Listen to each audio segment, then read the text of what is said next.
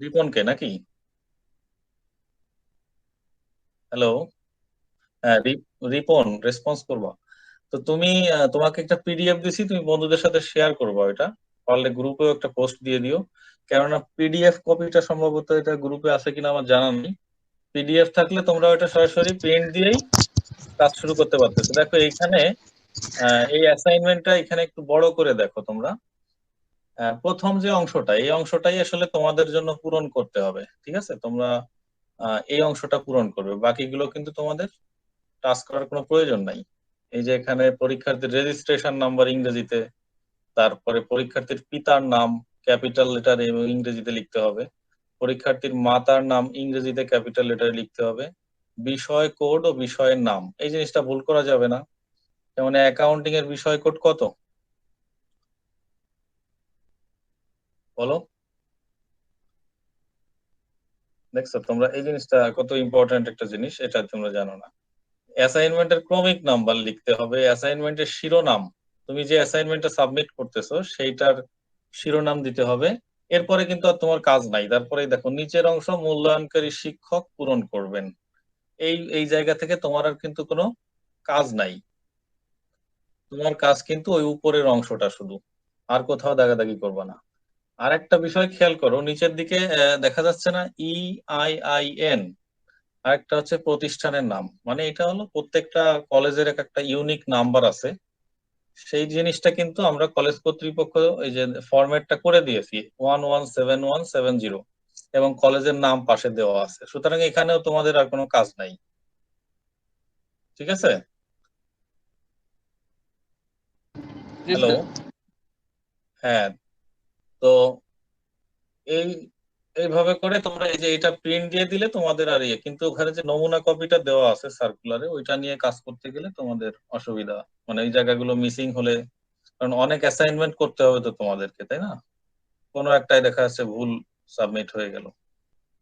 যা হোক, cover page নিয়ে যদি কাভার পেজটা কারোর কাছে না থাকে তাহলে রিপনের থেকে নিয়ে নিবা। আর রিপন পারলে গ্রুপে একটা পোস্ট দিয়ে দিবা ওইটার, ওই লিঙ্কটার, যাতে সবাই ডাউনলোড করে নিতে পারে। তারপরে অ্যাসাইনমেন্ট নিয়ে আরো কোশ্চেন করো তোমরা, যে অ্যাসাইনমেন্ট কম্পিউটার কম্পোজ করে দেবো কিনা, তোমাদের কি মতামত, দেয়া যাবে? না স্যার। এটা দেয়া যাবে না, এটা একটা অফেন্স, একটা অপরাধের পর্যায়ে পড়ে যাবে, ঠিক আছে, যদি কম্পোজ করে দাও। অ্যাসাইনমেন্টের পেজ সাইজ কেমন হবে?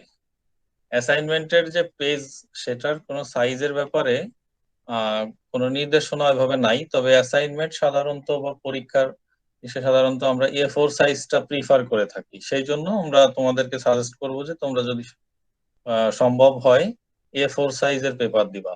A4 সাইজের পেপারের জন্য যে আলাদা নম্বর বরাদ্দ আছে, বিষয়টা এরকম না। A4 সাইজ তুমি কিভাবে বুঝবা যে A4 সাইজের পেপার, সেটা মাপ এখানে দেওয়া আছে দেখো। মাঝে দেওয়া আছে ইঞ্চিতে, যেটা আমরা সাধারণত প্র্যাকটিস করে থাকি। 11.7 ইঞ্চি বাই হচ্ছে 8.3 ইঞ্চি, অর্থাৎ দৈর্ঘ্যে যদি হয় 11.7 ইঞ্চি, প্রস্থে যদি হয় 8.3, তাহলে আমরা সেটাকে A4 সাইজ বলবো। অথবা উপরে দেখো মিলিমিটার দেওয়া আছে, নিচে সেন্টিমিটার দেওয়া আছে। প্রত্যেকের বাসায় তোমাদের কিন্তু একটা ফিতা বা স্কেল এগুলো থাকে, ওগুলো দিয়েও তোমরা একটু মেজারমেন্টটা দেখে নিতে পারো যে তোমার পেপারের সাইজটা ঠিক আছে কিনা। তো এই যে সেন্টিমিটারটা নিচেই দেওয়া আছে, দেখো যে 29.7 সেন্টিমিটারটা হলো বড় দৈর্ঘ্যর পাশটা, আর প্রস্থটা হবে হচ্ছে 21 সেন্টিমিটার। এটা গেল পেপার সাইজ। তারপরে আমাকে প্রশ্ন করো তোমরা, করছো ইতোমধ্যে, যে অ্যাসাইনমেন্টে মার্জিন কি বাধ্যতামূলক কিনা। অ্যাসাইনমেন্ট হচ্ছে তোমাদের সাবজেক্ট অনেকগুলা। তো এখানে আমি যে সাবজেক্টটা পড়াই অ্যাকাউন্টিং, সেখানে তোমাদের থিওরি অ্যান্সার করতে হয়, কখনো কখনো তোমাদের অঙ্ক করতে হয়। তো যখন তোমরা অঙ্ক করো তখন অবশ্যই মার্জিন দিবা না, কেননা মার্জিন দিলে তোমার মানে অ্যান্সার স্ক্রিপ্টের জায়গাটা কমে যাবে। তো ওখানে তুমি কেন মার্জিন দিবা? তোমার সুবিধা মতো তুমি অঙ্কের প্রয়োজনে যেভাবে ঘর আঁকা দরকার সেভাবে করে করে অঙ্ক করবা। কিন্তু যে অংশটায় থিওরি লিখবা সেই অংশটায় তুমি মার্জিন ইউজ করলে তোমার খাতার সৌন্দর্যটা আরো বাড়বে। এবং খাতার চারপাশে 1/2 ইঞ্চি বা প্রায় 1 ইঞ্চির মতো করে যে আমরা একটা মার্জিন করে থাকি, হ্যাঁ, সেটা তোমরা করতে পারো। তারপরে বলা হচ্ছে যে অ্যাসাইনমেন্ট কে অফসেট পেপারে দেওয়া হবে দিতে হবে কিনা, এটা নিয়ে কোনো বাধ্যবাধকতা নাই। যদি অফসেট পেপারের দাম বেশি, হ্যাঁ, তো যদি তোমার সামর্থ্য থাকে তুমি অবশ্যই অফসেট পেপারে দিতে পারো। এবং অফসেট পেপারটা একটু শক্ত হয়ে থাকে, মানে টেকসই বেশি। তো অ্যাসাইনমেন্টটা তুমি এই জন্য অফসেট পেপারেও দিতে পারো, কিন্তু এটার জন্য যে আলাদা নম্বর বরাদ্দ আছে বা তুমি দিতেই হবে এরকম কোনো কিছু না, হ্যাঁ। এই পর্যন্ত বুঝতে কারো কোনো অসুবিধা হয়েছে বা কোনো কোশ্চেন আছে কিনা? না স্যার। আচ্ছা। না স্যার। তারপরে আমাকে অনেকে প্রশ্ন করছে যে অ্যাসাইনমেন্টে কি কালার পেন ব্যবহার করা যাবে কিনা। আমরা পরীক্ষার হলে কালার পেন ব্যবহার করি না, পরীক্ষা যখন দেই আমরা, বোর্ড পরীক্ষা, সেরকম অ্যাসাইনমেন্টের ক্ষেত্রেও করা যাবে কালার পেন ব্যবহার। তোমার খাতাকে তুমি কত সুন্দরভাবে উপস্থাপন করতে পারো সেটা আর জন্য তুমি কালার পেন ইউজ করতে পারো, ঠিক আছে। এটা গেল। তারপরের কোশ্চেনটা আমরা আসি যে অ্যাসাইনমেন্টে কি বক্স মার্জিন ব্যবহার করা যাবে অ্যাসাইনমেন্টে। অ্যাসাইনমেন্টে একজন আমাকে কোশ্চেন করছে কি যেন, অ্যাসাইনমেন্টে বক্স মার্জিন ইউজ করা যাবে কিনা। বক্স মার্জিন হচ্ছে ওই যে চার কোনাওয়ালা একটা ইয়া, মানে খাতার উপর রেখেই মার্জিনটা এক টান দিলে হয়ে যায়, তাই না? তো জি স্যার। এইটা এইটা হ্যাঁ, এটা করা যাবে, কিন্তু আমি যে তোমাদেরকে বললাম যে যেখানে অঙ্ক করবা সেই জায়গাটাতে তোমাদের এই মার্জিন ব্যবহার না করাটা বেস্ট, কারণ অঙ্কের জন্য তোমার পুরা জায়গাটা লেগে যাবে। এবং মার্জিন করলে সেক্ষেত্রে তুমি জায়গা কম পাবা এবং দেখতেও খারাপ লাগবে। বাট থিওরি অংশে তুমি বক্স মার্জিন অবশ্যই করতে পারো। তারপরে কোশ্চেন আসছে যে কাভার পেজ থেকে লেখা শুরু করব কিনা। কাভার পেজ থেকে লেখা শুরু অবশ্যই করবা না, কাভার পেজ তো কাভার পেজ, এর পরের পেজ থেকে লেখা শুরু করবা। কাভার পেজের এক পাশে তো তোমার যে ইম্পর্টেন্ট ইনফরমেশন থাকবে, ওর অপর পাশটা তো ফ্রেশ থাকবে, ওই সাইডে কিছু লিখবা না। কাভার পেজটা শেষ, দেন খাতা শুরু, লেখা শুরু, হ্যাঁ। তারপরে আম, তোমরা প্রশ্ন করছো অনেকেই যে অ্যাসাইনমেন্টে প্রশ্ন তুলে দিবা কিনা, তাই না, প্রশ্ন সহ উত্তর করবা কিনা।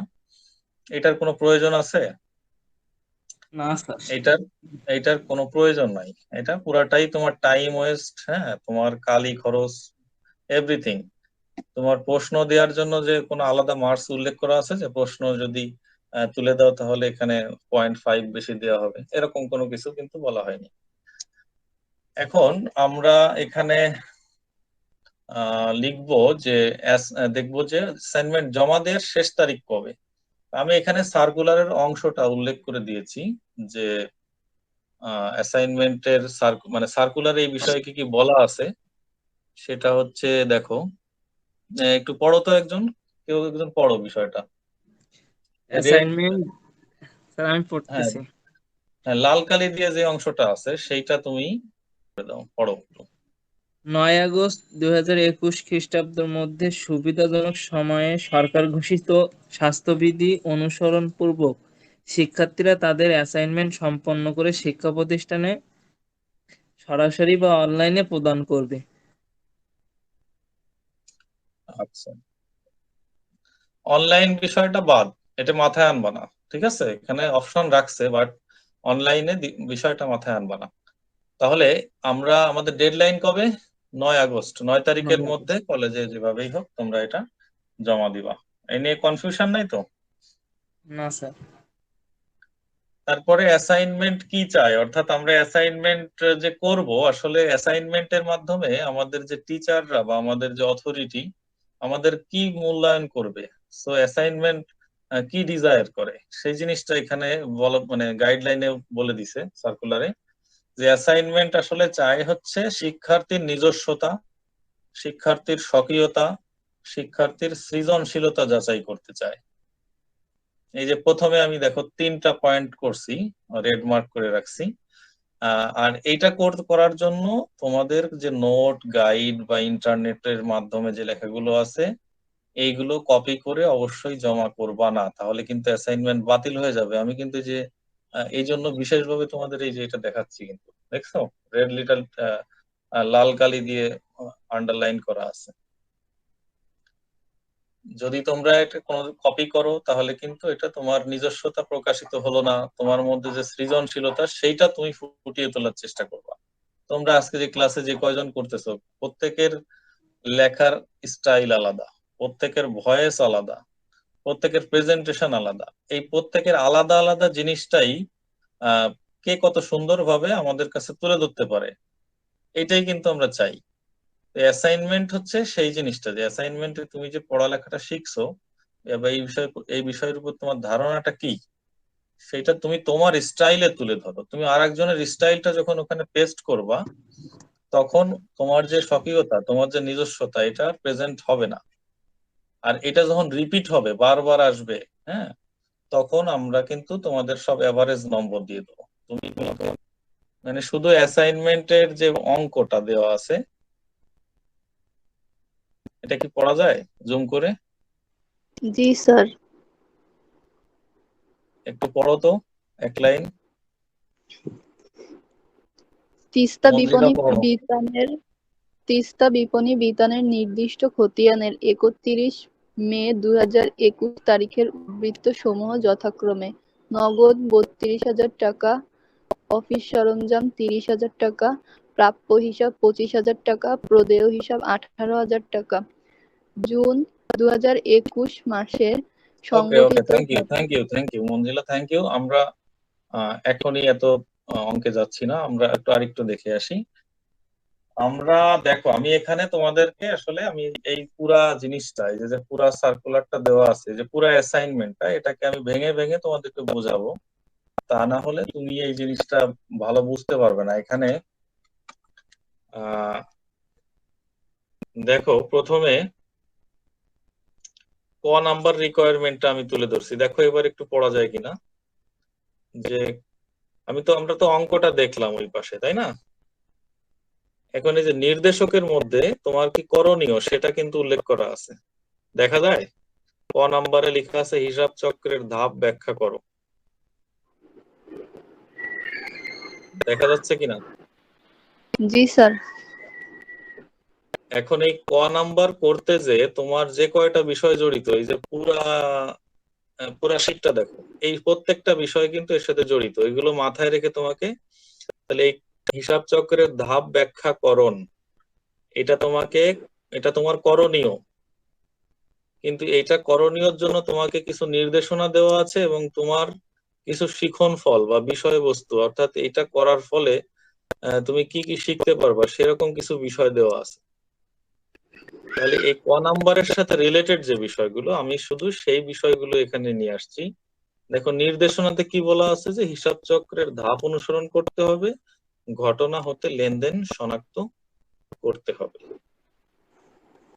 এবং শিখন ফলের মধ্যে বেশ কিছু ব্যাপার আছে। সেটা হচ্ছে যে দুতরফা দাখিলা পদ্ধতি, ডেবিট ক্রেডিট নির্ণয়, হিসাব চক্রের ধাপ সমূহ এর গুরুত্ব ব্যাখ্যা করতে হবে। তো তুমি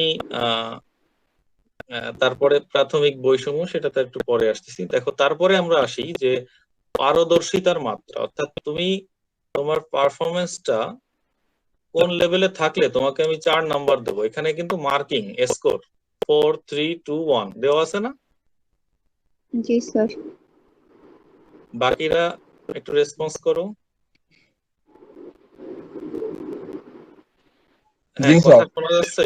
রিপন, জি স্যার। বিপ্লব, জি স্যার। তারপরে তানভীর। জি স্যার, শোনা যাচ্ছে। Fine fine. তাহলে আমার কথা বুঝতে না পারলে তোমরা করবো, মাঝে মাঝে জিজ্ঞেস করবা বা ইন্টারাপ্ট করবো আমাকে। দেখো এখানে 4 দেওয়া আছে, যদি তুমি 4টি ধাপ উদাহরণ সহ লেখো, তাহলে তোমাকে হিসাব চক্রের ধাপ কিন্তু ব্যাখ্যা সহ, এবং এখানে বলা হয়েছে যদি তুমি 4টা ধাপ ব্যাখ্যা সহ লিখতে পারো, উদাহরণ সহ, তাহলে তোমাকে কত দিতে হবে? 4 দিতে হবে। হ্যাঁ, যদি তুমি 3টি ধাপ উদাহরণ সহ লেখো, তাহলে তোমাকে দিতে হবে 3। যদি তুমি 2টি ধাপ লিখতে পারো, তাহলে তোমাকে আমি 2 এর বেশি দিতে পারবো না। যদি তুমি 1টি ধাপ উদাহরণ সহ লেখো, তাহলে তোমাকে 1 দিতে পারবো। দেখো আমি কিন্তু ধরা বাঁধা, মানে আমি চাইলেই যে তোমাকে তুমি কিছু পারো নাই তোমাকে 4 দিয়ে দেবো, সেই সুযোগ নাই। এখানে ক্রাইটেরিয়া দেওয়া আছে যে তুমি যদি এই ক নাম্বার কোশ্চেনটা, তুমি প্রথমে কি দেখাবা, তাহলে অ্যাকাউন্টিং সাইকেলটা দেখাবা। হিসাব চক্রের যে ধাপগুলো আছে না, কয়টা ধাপ আছে? 10টা। তাহলে 10টা ধাপ তুমি প্রথমে দেখালে একটা পেজে, যে এটা হলো অ্যাকাউন্টিং সাইকেল। দেন তোমাকে মিনিমাম 4টা ধাপের এক্সপ্লানেশন করতে হবে, ব্যাখ্যা করতে হবে, এবং সেগুলো উদাহরণ সহ করতে হবে। তাহলে স্যার যখন তুমি প্রথম, হ্যাঁ বলো। স্যার এই যে সময় আমার যে 4টা ধাপের ব্যাখ্যা করবে এই সময় এইগুলো তো আর মানে নিজের থেকে করা যায় না, এইগুলো কি বই থেকে নিলে সমস্যা হবে? আমি সেটাই বলতেছি, কথাগুলো শোনো তাহলে ক্লিয়ার হয়ে যাবে না। জি দেখো, স্যার। যখন তুমি 4টা ধাপ ব্যাখ্যা করবে, প্রথম ধাপটায় কি আছে? লেনদেন চিহ্নিতকরণ। লেনদেন চিহ্নিতকরণ। এই যে দেখো তো, নির্দেশনার মধ্যে বলা আছে না, ঘটনা হতে লেনদেন শনাক্ত করতে হবে। জি স্যার। জি স্যার। তাহলে প্রথম ধাপে যখন তুমি লেনদেন চিহ্নিতকরণ ব্যাখ্যা করবা, তখন তোমাকে সেখানে কিন্তু উদাহরণ দিতে হবে।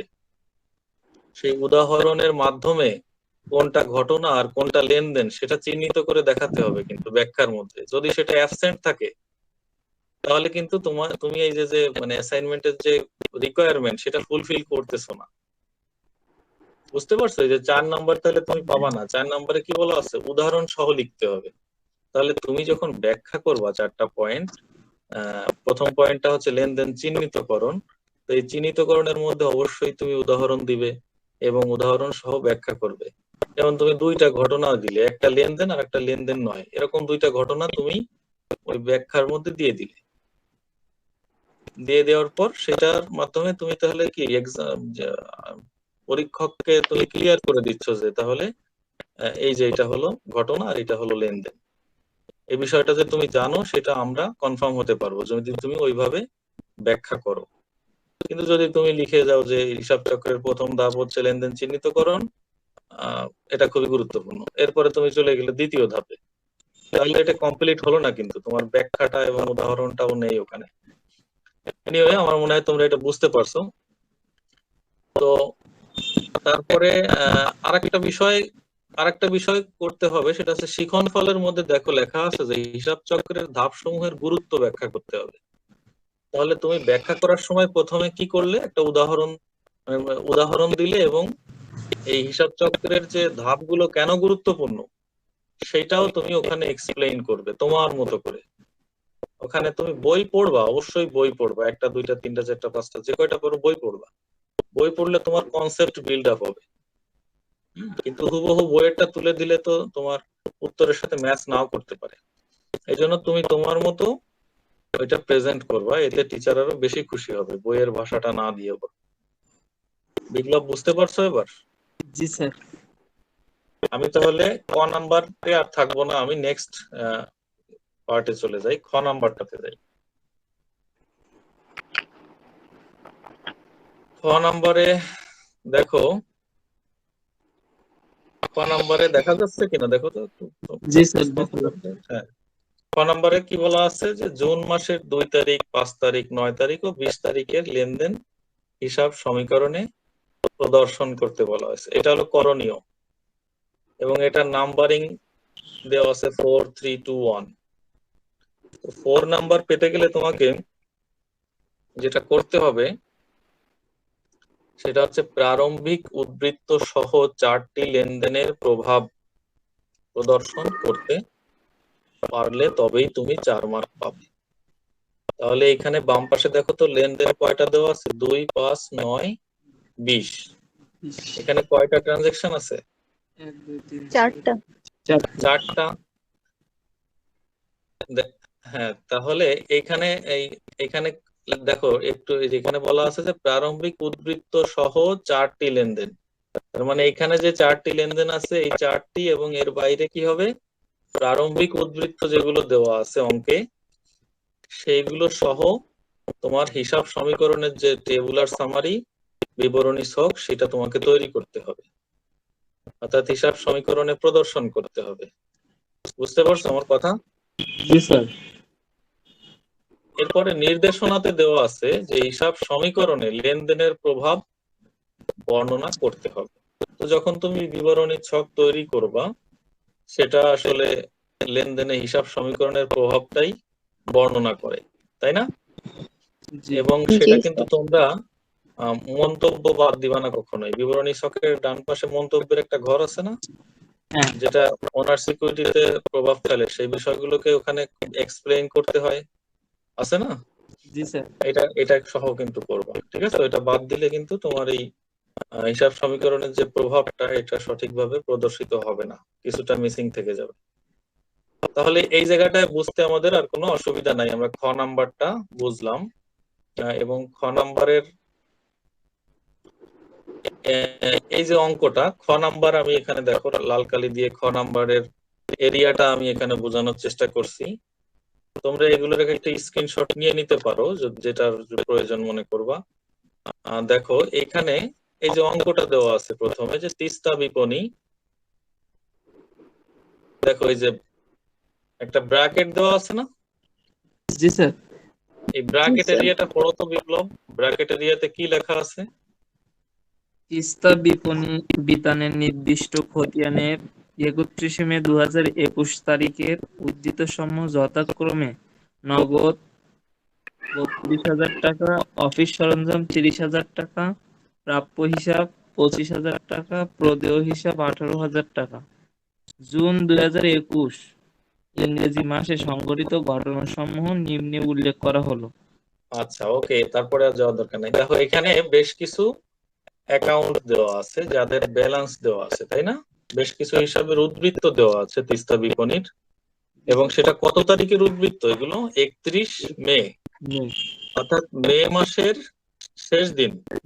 তাহলে মে মাসের শেষ দিনের যে উদ্ধৃত্ত, সেটা মে মাসের সিডি ব্যালেন্স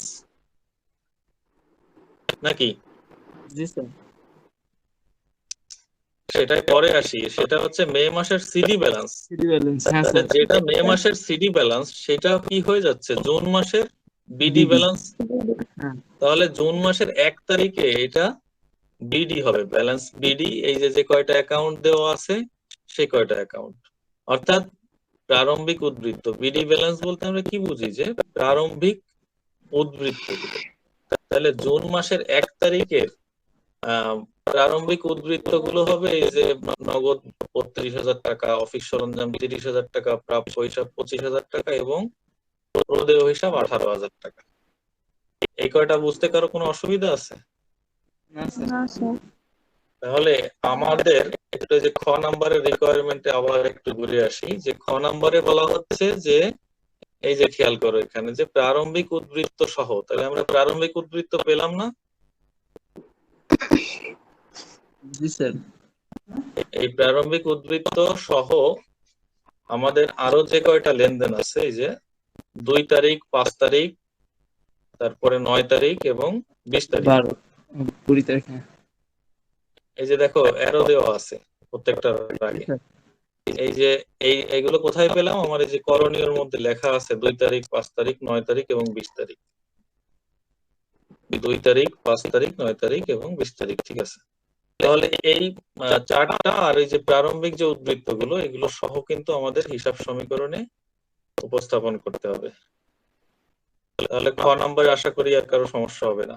কারো কোনো কোশ্চেন আছে এই পর্যায়ে? না স্যার। এইটুকু বুঝতে কোনো অসুবিধা থাকলে বলো। ওকে, ফাইন। তারপরে আমরা গ নাম্বারে কিভাবে সমাধান করব সেটা আমরা দেখব। দেখো আমাদের গ নাম্বারে বলা হচ্ছে জুন মাসের 2 তারিখ, 5 তারিখ, 17 তারিখ এবং 26 তারিখের ঘটনার দাখিলা প্রস্তুত করো। তাহলে দাখিলা বলতে কি বুঝি আমরা? জাবেদা দাখিলা, তাই না? তাহলে ইংরেজিতে বলা হয় এন্ট্রি। তাহলে এইটা আমরা যদি 4 মার্ক পেতে চাই এই প্রশ্নের উত্তরে, তাহলে আমাদেরকে ব্যাখ্যা সহ সকল দাখিলা সঠিকভাবে সম্পন্ন করতে হবে। মানে তুমি জাবেদা করলে সেই জাবেদাগুলোর প্রত্যেকটার এক্সপ্লানেশন আমরা অনেক সময় দেই না। ক্লাসে যখন পড়াই তখন কি ব্যাখ্যা দিতে গেলে দেরি হয়ে যায়, বা পরীক্ষা নিতে গেলে, সেটা কিন্তু ভুলটা করা যাবে না। এরা ব্যাখ্যা চাইছে। অর্থাৎ জাবেদা করবা এবং সাথে সাথে ব্যাখ্যা দিয়ে যাবা। তো এইটা সব ব্যাখ্যা সহ যদি তুমি এই কয়টা ঘটনার এই কয়টা লেনদেনের জাবেদা দাখিলা দিতে পারো তাহলে তোমাকে 4 মার্ক দেওয়া হবে। আর এইখানে ডান পাশে দেখো কিছু নির্দেশনা দেওয়া আছে। দেখো এখানে দুতরফা দাখিলা পদ্ধতি ব্যাখ্যা করার সুযোগ থাকবে, ডেবিট ক্রেডিট নির্ণয় করার। জাবেদা করতে গেলে কি ডেবিট ক্রেডিট নির্ণয়ের সূত্র জরুরি না? তো তোমার ওই জিনিসটা তুমি শিখতে পারলে কিনা প্রপারলি সেইটা টিচার দেখবে, যে তুমি যদি জাবেদাগুলো সঠিকভাবে প্রেজেন্ট করতে পারো তাহলে তোমার শেখাটা ঠিক আছে। এরপরে আমরা একটু অঙ্কটা দেখি। এই গ নাম্বার রিকোয়ারমেন্টের জন্য এই যে কয়টা পয়েন্টের জাবেদা করতে হবে তোমাকে, জুনের 2 তারিখ, জুনের 5 তারিখ, জুনের 17 এবং জুনের 26 তারিখে যে কয়টা পয়েন্ট আছে সেই কয়টার জাবেদা। এইগুলোতে কি তোমাদের কি সমস্যা হবে? দেখো তো।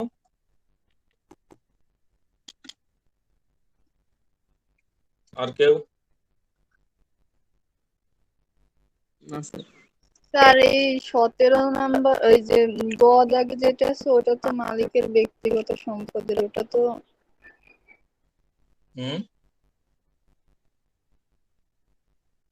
কত তারিখে? স্যার ওটা তো লেনদেন হবে না, এই যে জুনের 17 তারিখ। গ কিন্তু সবগুলোতে দেয়া আছে, মানে 4টা পয়েন্ট গ নাম্বার রিকোয়ারমেন্টে আছে, এই জন্য আমি 4টার আগে গ গ দিয়ে রাখছি। তো এটা কত তারিখ ডেটটা বলো? 17 তারিখ। 17 তারিখ। জি স্যার। তাহলে লেনদেনটা কি আছে যে মালিক ব্যক্তিগত সম্পদ 1 লক্ষ টাকা বিক্রয় করে নিজে ব্যবহারের জন্য 50,000 টাকা দিয়ে একটি ল্যাপটপ ক্রয় করলো। এটা ব্যবসায়ের সাথে কি সম্পর্ক আছে এটার? যদি ব্যবসায়ের টাকা দিয়ে ল্যাপটপ ক্রয় করতো তাহলে কি বলতাম এটাকে? যদি মালিক যদি ব্যবসায়ের টাকা দিয়ে নিজের জন্য কম্পিউটার ক্রয় করতো তাহলে এটা কি হতো? তাহলে লেনদেন হতো, ঠিক আছে। কিন্তু এটা যেটা ব্যবসায়ের কোনো আর্থিক অবস্থার পরিবর্তন হয়নি, ব্যবসায়ের যে অ্যাকাউন্টিং ইকুয়েশন সেটাতে এর কোনো প্রভাব নেই, ঠিক আছে। তার ব্যক্তিগত সম্পদ ব্যক্তিগত উদ্দেশ্যে ব্যবহার করা হয়েছে, ব্যবসায়ের কোনো উদ্দেশ্য এর সাথে জড়িত না। কোনোটা সমস্যা আছে কারো? না স্যার। ওকে। এরপরে ঘ নাম্বারটা আমরা দেখবো, এটা খুবই গুরুত্বপূর্ণ এবং ভুলটা তোমাদের এখানে হওয়ার সম্ভাবনা অনেক বেশি। দেখো ঘ নাম্বারে কি করতে বলা হয়েছে? মূলধন হিসাব, নগদান হিসাব, অফিস সরঞ্জাম হিসাব, প্রদেয় হিসাব। কয়টা হিসাব হলো? 4টা। এই 4টা হিসাব আমাদের তৈরি করতে হবে। এবং এখানে দেখো 4 মার্ক পেতে গেলে তোমাকে যেটা করতে বলছে যে 4টি হিসাব সঠিক জের নির্ণয় করতে পারলে। তাহলে তুমি খতিয়ান করলে 4টা অ্যাকাউন্টই করলে, বাট তোমার কোনো একটা ব্যালেন্স নির্ণয় ভুল হয়ে গেল, তাহলে ওইটা তুমি পাবা না। তাহলে তুমি যদি 3টি পারো তাহলে তোমাকে 3 দেওয়া হবে। তাহলে এই ক্ষেত্রে আমাদেরকে নির্দেশনা দেওয়া হয়েছে যে খতিয়ান, পোস্টিং ও জের নির্ণয় করতে হবে। তো এখানে আমরা খতিয়ান করার জন্য কয় ধরনের ঘর ব্যবহার করে থাকি বলো তো কেউ একজন? স্যার 2 ধরনের। টি ছক আর একটা হলো চলমান জের ছক, তাই তো? জি স্যার।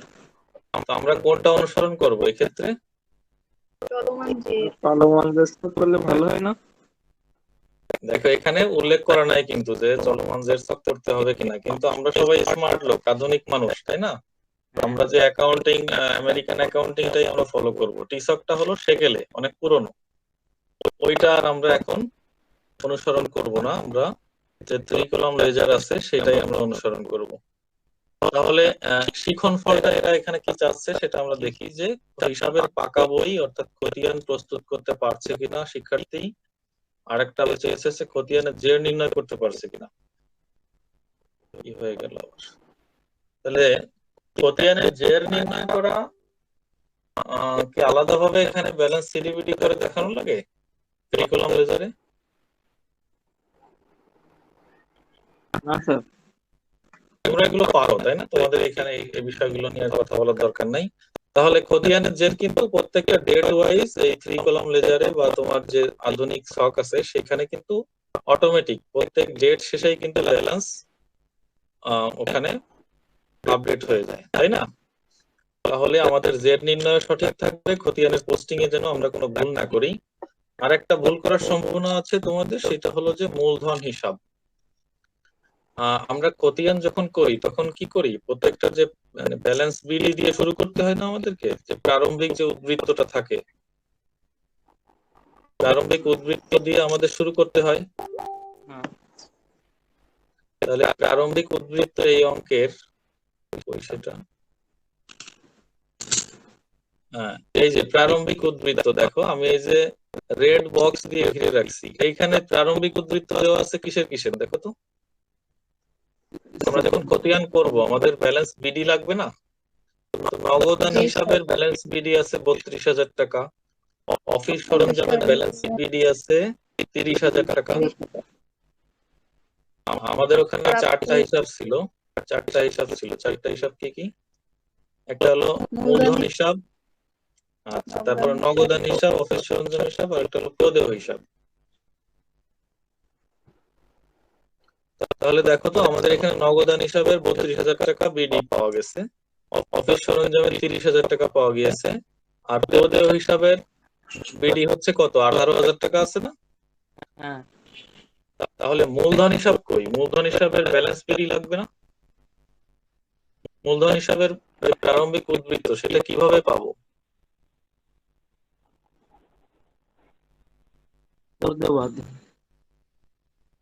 সেটাও করতে পারি, আর সবচেয়ে সহজ ট্রিক হলো যে তোমরা হিসাব সমীকরণ করে আসছো না 1 তারিখের, জি স্যার, 1 তারিখের ডেটটা ফলো করলেই তো তুমি ওখানে মূলধনের পরিমাণ পেয়ে যাচ্ছ। তোমার অ্যাসেট সাইডে অ্যাসেট গুলো আছে, আর লায়াবিলিটিস যতটুকু আছে সেটা ওই 1 তারিখের যে ক্যাপিটাল অংশটা ওইটা দেখলেই তুমি কিন্তু উদ্বৃত্তটা, প্রারম্ভিক উদ্বৃত্ত মূলধনের পেয়ে যাবা। সবাই কি আমার এই কথাটা বুঝতে পারছো? জি স্যার।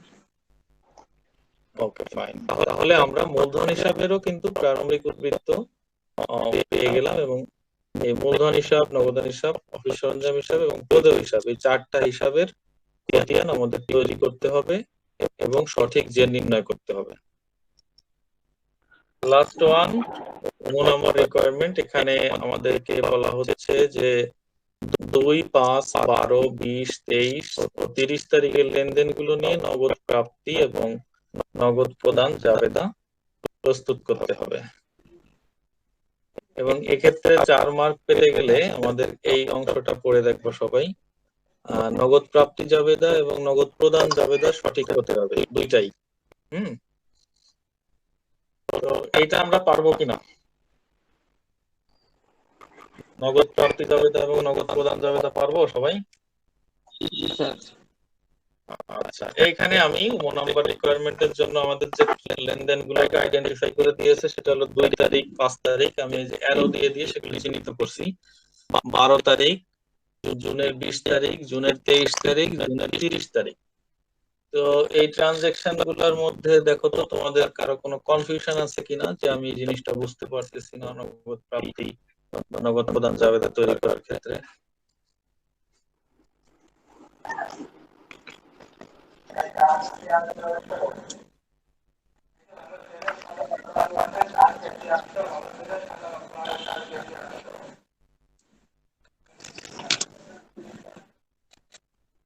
কি কেউ কথা বলো না কেন?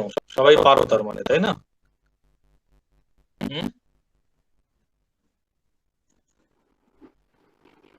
ওকে ফাইন, পারলে ভালো। তাহলে 23 তারিখের একটা লেনদেন দেখো তো, ঘোষ এন্ড সন্স কে তার পাওনা পরিশোধ করা হলো এবং 200 টাকা বাটা পাওয়া গেল। এবং 20 তারিখে একটা ঘটনা ছিল যে ঘোষ এন্ড সন্স এর নিকট থেকে পণ্য ক্রয় 9,000 টাকা, যার 50% ধারে। আমাকে একটু এটা বুঝিয়ে দিতে পারবো কি 20 এবং 23 তারিখের ঘটনা দুইটা? মানে এটা কোন জাবেদায় যাবে, নগদ প্রাপ্তি জাবেদায় যাবে নাকি প্রদান জাবেদায় যাবে, গেলে কত টাকা যাবে, কোন ঘরে বসবে? সবাই কি একমত?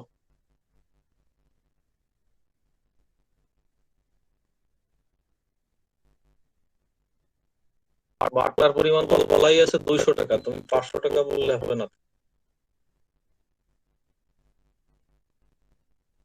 হ্যাঁ, তাহলে দেখো 20 তারিখে তুমি ঘোষ অ্যান্ড সন্স নামক একটা পার্টির কাছ থেকে বাকিতে পণ্য ক্রয় করছো 9,000 টাকা। 9,000 টাকা নাকি না 50% তার মানে 4,500 টাকা। 4,500 টাকার পণ্য বাকিতে ক্রয় করা হয়েছিল, তাই না, 20 তারিখে। তাহলে 20 তারিখের এই লেনদেনটা কি আসবে?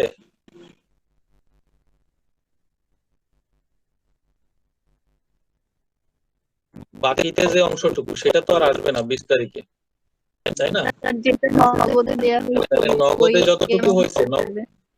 হ্যাঁ, নগদে 50% হয়েছে, বাকিতে হয়েছে 50%। তাহলে যে নগদে 4,500 টাকা ক্রয় করা হলো সেই অংশটা আমরা নগদ প্রদান জাবেদায় নিয়ে আসবো 20 তারিখের ক্ষেত্রে। আবার 23 তারিখে যে পড়ে দেখি যে ওই যে বাকিতে যে 4,500 টাকার লেনদেন হয়েছে সেটার একটা অ্যাডজাস্টমেন্ট 200 টাকা বাড়তায় করা হয়েছে। তো এবার আশা করি সবাই বুঝতে পারবা। আর তোমাদের কোনো প্রশ্ন থাকলে করতে পারো।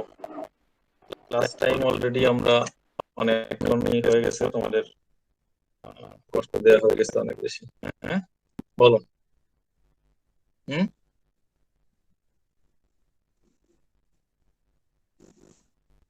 কিসের রুটিন?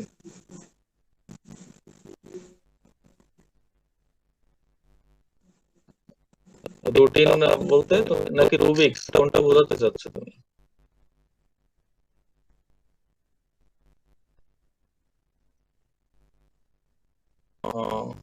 অ্যাসাইনমেন্ট তোমার এই যে আপাতত এখন তো গ্রিড প্রথম 2 সপ্তাহের অ্যাসাইনমেন্ট দেওয়া হয়েছে আর কি। হ্যাঁ, তো প্রথম 2 সপ্তাহের মধ্যে তোমার সাবজেক্ট যেগুলো সেগুলো দিয়ে দিবা।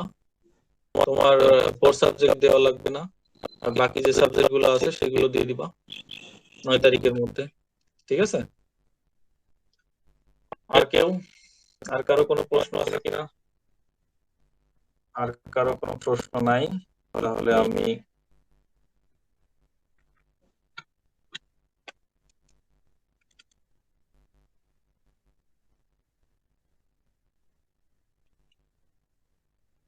তাহলে কি বিদায় নেবো সবার কাছ থেকে, নাকি কেউ একটা গান টান শোনাবা? হুম? এতক্ষণ কষ্ট করে লেকচার দিলাম, যদি তোমরা একটু বিনোদন না দাও। হুম, কি রিপন? স্যার রিপোর্টে গান গাইতে বলেন, ও খুব ভালো গান গায়। আচ্ছা, এখানে তো তোমাদের কাউকে দেখা যাচ্ছে না। হ্যাঁ, তো গান গাইলে অসুবিধা নেই।